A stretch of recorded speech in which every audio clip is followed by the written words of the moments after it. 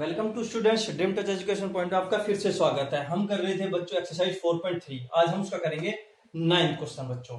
तो बच्चों 9th question क्या कहता है, two water tap together can fill a tank in 9 into 3 / 8 hours. ये क्या कहता है, दो वाटर टैप है, मतलब दो नल है वाटर के, वो क्या करते हैं टुगेदर, एक दोनों मिलके कैन फिल ए टैंक, एक टैंक को भरते हैं कितने आवर में, 9 into 3 / 8 आवर में भरते हैं। उसके बाद कहता है ये the tap of larger diameter take 10 hour less than the smaller one और to fill the tank separately. ये कहता है कि जो आपका बड़े वाला जो टैप है, मतलब ये टैंक है, उसमें नल है दो, एक तो बड़ा है, इसमें इसका जो डायमीटर बड़ा दे रखा है, एक का दे रखा है छोटा, इस तरह का, ये ऐसे है ये। तो ये कह रहा है कि जो बड़े वाला जो जिसका डायमीटर बड़ा है, जिसका बड़ा डायमीटर है, जो मतलब बड़े वाला नल है, टेक 10 और कम, तो 10 घंटे का समय कम समय लेता है छोटे वाले से। वो तो ऑब्वियसली बात है, कम समय लेगा, क्योंकि ज्यादा पानी आएगा तो ये जल्दी भरेगा, और ये इसमें कम पानी जाएगा तो ये लेट भरेगा। तो बड़े छोटे वाले से क्या लेता है, ये 10 घंटे का कम समय लेता है। अगर इन दोनों को अलग अलग पहले इसको खोल दिया जाए, तो इसको बंद कर दिया जाए, तो इससे मतलब अलग अलग इनको खोला जाएगा, तो उस टाइम मतलब सेपरेटेड, तो उसको 10 घंटे का क्या लेते हैं, कम समय लेता है। उसके बाद कहता है ये find the time in which each tap can separately fill in tank, मतलब वो अलग अलग भरने में कितना समय लेंगे उसको, टैंक को भरने में। तो बच्चों करते हैं इस क्वेश्चन को। तो बच्चों मान लेते हैं, लेट क्या मान लेते हैं हम, let us smaller tank, smaller tab taken to fill the tank. Tank को भरने में वो कितना समय लेता है, हम मान लेते हैं बच्चों एक्स लेते, एक्स समय लेता है वो, मतलब जो छोटे वाला है वो टैंक को भरने में हमने मान लिया एक्स समय लेता है, ठीक है। तो इसी तरह हमारा ये क्या हो जाएगा, लार्जर क्या समय लेगा हमारा, लार्जर ऐसे ही लार्जर क्या लेगा, x माइनस में 10 लेगा, क्योंकि ये कह रहा है कि वो 10 घंटे का कम समय लेता है, तो x माइनस में 10 लेगा। यहां तक सभी बच्चों को समझ में आया होगा। उसके बाद बच्चों देखो, उसके बाद हम क्या करते हैं, जो हमारा स्मॉलर है, देखो स्मॉलर वाला है, मतलब एक और में कितना टाइम लेगा वो, एक और में टैंक को भरने में, मतलब 1 आवर टू फिल टाइम,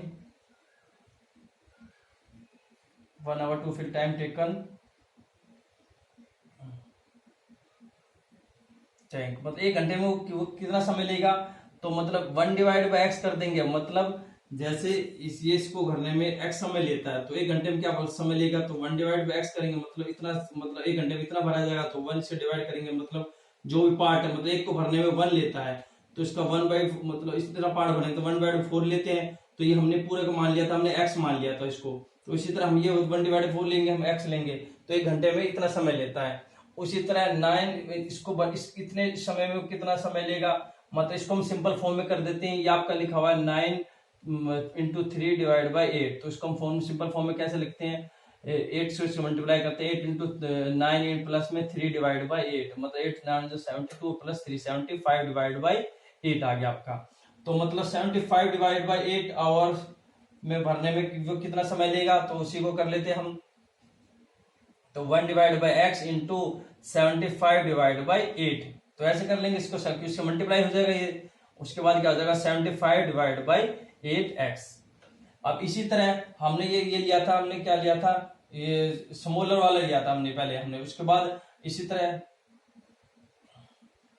हम लेंगे लार्जर वाला टैब 1 आवर में, फिर larger tab taken to fill the tank. तो लार्जर वाला कितना समय लेगा उसको भरने में, तो वो हो जाएगा 1/x माइनस में 10 लेगा, क्योंकि हमारे लार्जर वाला कितना समय ले रहा था, x माइनस में 10 ले रहा था, तो इसके 1/, एक और में 1 घंटे में कितना भरेगा, 1/x माइनस में 10। इसी तरह डिवाइड बाई 8 आवर में भरने में कितना समय लेगा वो, तो ये होगा हमारा 1 डिवाइड बाई एक्स माइनस में 10 इंटू 75 डिवाइड बाई 8, इससे मल्टीप्लाई हो जाएगा ये हमारा 75 डिवाइड बाई, तो ये हो जाएगा 75 divide by 8 into x minus में 10 हो जाएगा ये आपका। यहां तक सभी बच्चों को समझ में आया होगा। उसके बाद बच्चों देखो अब हमें बनानी है इक्वेशन। इक्वेशन हम कैसे बनाएंगे बच्चों, अब क्या देखो ये टैंक है आपका, ठीक है ना, इस टैंक को एक तो जो छोटे वाला जो आपका टैब है वो तो भर रहा है, इसको मान लो इतना भर रहा है, मतलब मान लो कुछ मान सकता आपको 1 डिवाइड बाई 4, और जो लार्ज वाला भर रहा है 3 डिवाइड बाई 4। अब मतलब पूरा टैंक तो पूरा भरा जा रहा है, तो मतलब 1 डिवाइड बाई 4 प्लस में 3 डिवाइड बाई 4, इन दोनों को प्लस करेंगे, किसे करेंगे इक्वल, मतलब पूरा ही भरने में इतने समय ले लिया है इस पूरे को भरने में, एक को भरने में, तो इसके इक्वल में ये करेंगे। तो इसी तरह यहाँ पे करेंगे, एक इतना टाइम ले रहा है, एक इतना ले रहा है टाइम, इन दोनों को प्लस करेंगे, इक्वल में 1 करेंगे हम बच्चों। उसके बाद हम कर देते हैं मतलब 75 डिवाइड बाई 8x प्लस में कितना हो जाएगा 75 इंटू 8 इंटू एक्स माइनस में 10 इक्वल टू 1। अब बच्चों हम इसका क्या कर लेते हैं, इन दोनों में से क्या कॉमन आ रहा है, इन दोनों में कॉमन आ रहा है 75 डिवाइड बाई 8, हम क्या आ रहा है कॉमन आ रहा है, कॉमन ले लिया हमने। यहाँ कितना बचा 1 डिवाइड बाई एक्स बचा, प्लस में यहाँ कितना बचा 1 डिवाइड बाई एक्स माइनस में 10 इक्वल टू 1 बच गया यहाँ पे बच्चों। अब बच्चों इसको थोड़ा रफ कर देता हूं मैं।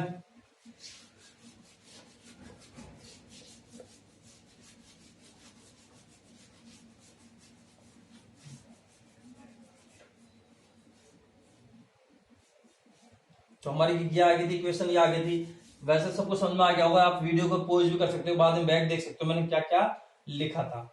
तो हमने लिया आया था 75 divide by 8 into 1 divide by x plus में 1 डिवाइड बाई एक्स माइनस में 10 इक्वल टू 1।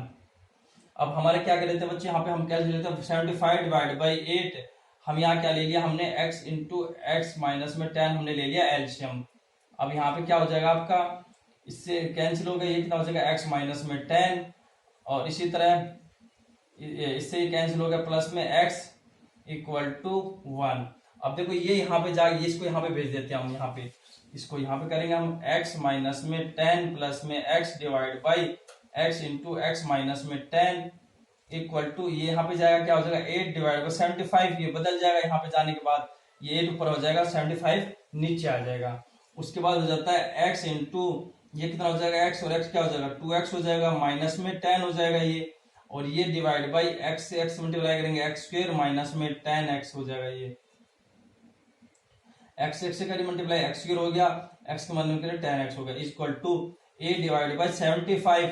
अब कर लेते हम क्रॉस मल्टीप्लाई, इससे इससे मल्टीप्लाई करेंगे कितना हो जाएगा 150x हो जाएगा, माइनस में ये कितना हो जाएगा 150 हो जाएगा, ये हो जाएगा 750 हो जाएगा ये आपका, इक्वल टू इससे से करेंगे 8x स्क्वायर हो जाएगा ये आपका, माइनस में 80x हो जाएगा ये आपका। अब क्या कर लेते हैं बच्चों, हमारा एक्स स्क्वायर इधर की तरफ है तो हमें पॉजिटिव लेके चलना, अब ये यहाँ पे हम लेके चले जाते हैं, हम क्या हो जाता है 8x स्क्वायर माइनस में 80x माइनस में 150x प्लस में 750, ये आगे बच्चों हमारा। अब हमें क्या करना है 8x square minus 80x minus 130x हो जाएगा ये आपका, प्लस में 750। अब आपकी ये आगे इक्वेशन आ गई, क्या आ गया आपका 8x स्क्वायर माइनस में 130x और प्लस में 75 इक्वल टू 0। अब इसमें से क्या कॉमन आ रहा है, 2 कॉमन ले लेता हम, इसमें से 2 हमने क्या ले लिया कॉमन ले लिया। यहाँ कितना बचेगा 4x स्क्वायर बचेगा, यहाँ पे माइनस में यहाँ कितना बचेगा, ये 230 आएगा बच्चों, यहाँ पे सॉरी 230 आएगा यहाँ पे, क्योंकि देखो 80 प्लस में 150 कितना हो जाएगा 230 आएगा। अब यहाँ पे इसमें से ये 2 कॉमन लिया, कितना बचेगा 115 बचेगा यहाँ पे, और प्लस में यहाँ पे कितना बचेगा 2 3 75 बचेगा यहाँ पे, इक्वल टू 0 हो जाएगा। अब ये यहाँ पे जाके किससे जगह 2 इससे डिवाइड में हो जाएगा इसके, तो क्या हो जाएगा 2 यहाँ पे नहीं बचेगा, तो ये हो जाएगा 2 इसके डिवाइड में, तो 0 हो जाएगा ये आपका। अब क्या बचा 4x स्क्वायर बचा, माइनस में 115x x प्लस में 375 बचेगा। अब हम इसके क्या बना लेते हैं बच्चों, हम इसके फैक्टराइजेशन मेथड से हम इसको सोल्व कर लेते हैं। हमारा ए क्या होता था 4 और बी हमारा क्या होता था 115 और सी हमारा कितना है 375 है। हम करते थे ए इंटू सी, मतलब ए कितना दिया 4 इंटू 375, इससे मल्टीप्लाई करेंगे 4 इंटू 375 से मल्टीप्लाई करेंगे 4 0 0, मतलब कितना आ जाएगा 1500 आ जाएगा आपका ये। और उसके बाद हमारे क्या आना चाहिए प्लस करने में हमारा कितना आना चाहिए 115 आना चाहिए। अब हमारा क्या हो जाएगा देखो तो सीधा सीधा दिख रहा है 100 इंटू 15 कितना होता है 1500 और 100 प्लस में 15 कितना हो जाएगा आपका 115 हो जाएगा ये आपका। तो आपके इसके फैक्टर क्या बन गया 100 प्लस में 15 तो कितना हो जाएगा 4x² हो जाएगा ये आपका, माइनस में x इंटू 100 प्लस में 15 प्लस में 375 इक्वल टू 0 हो जाएगा ये। उसके बाद क्या करते हैं 4x², इससे मल्टीप्लाई करते हैं माइनस में 100x हो जाएगा ये आपका, फिर से करते हैं माइनस में 15x हो जाएगा, प्लस में 375 इक्वल टू 0। अब इन दोनों में से क्या कॉमन आ रहा है बच्चों, इन दोनों में से कॉमन आ रहा है 4x, हमारा क्या आ गया कॉमन आ गया। यहाँ कितना बचेगा बच्चों x बचेगा, यहाँ कितना बचेगा 25 बचेगा, क्योंकि हमने क्या ले लिया 4 कॉमन ले लिया। तो ये 4 इंटू 25 कितना होता है 100 होता है, तो हमारा 4 इसमें से कॉमन ले लिया था हमने, तो 25 बचा।